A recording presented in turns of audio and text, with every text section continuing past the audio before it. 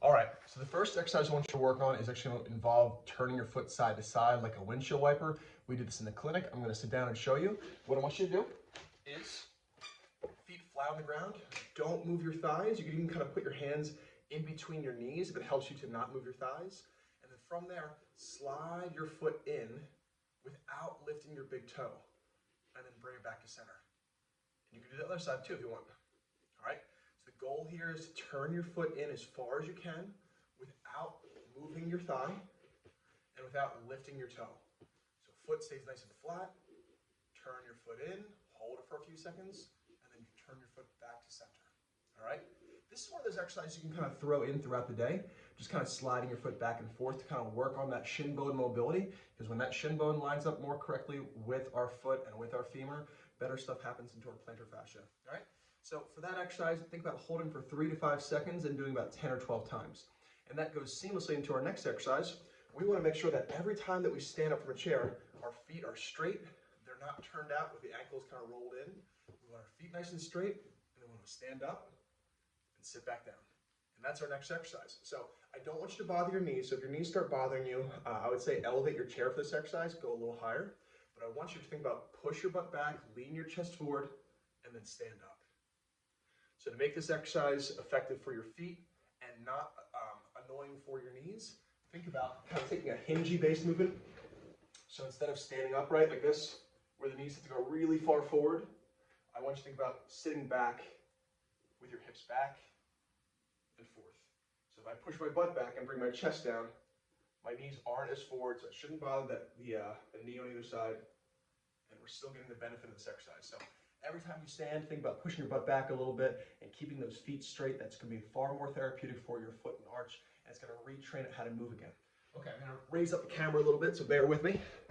We're going to work on our next exercise, which is going to be a balance exercise. Okay, so for the balance exercise, what I want you to do is stand on one leg and lift the other right in front of you. The goal here is the bottom leg is straight and flat, and my head is directly over top of that planted leg. So we're learning how to shift our weight side to side. Sorry, my head is cut off. You don't really see it though.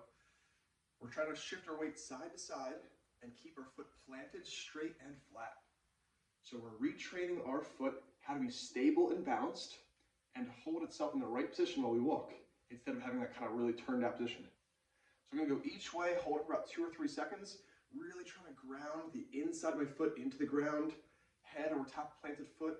I'll go 10 times each way, and I'll do 10 times more with my leg behind me. If my leg behind me is just too challenging, what I can do instead is still bring my leg behind me, but just slide it back. So now my big toe on the back leg is just barely on the ground, and that works just fine too. I'm still working on my balance. I'm still putting my head on top of my planted foot. And if it gets a little easier, you can actually just raise it behind you. All right, so the goal there is, again, stabilizing on your planted foot that's straight and flat, whether your leg that's lifted is in front of you or behind you, so you're more stable in that walking cycle. And the last exercise is going to be a hip hinging exercise. So what I want you to do here, one leg in front, one leg behind. My hips are turned a little bit towards the front leg, and I want to push my hips back, reaching for about my shin bone, and then stand back up. All right, so both feet are straight. My front knee has a small bend to it, my back knee has a small bend to it, but I'm really not moving through my knees, I'm moving through my hips. Remember that plantar fascia is all connected to that posterior cord, which involves the Achilles, the calf, the hamstring, the butt, the lower back. We want to make sure that all moves well and we're strong through all those systems. So this exercise will help on stretching that system as well as strengthening it. All right?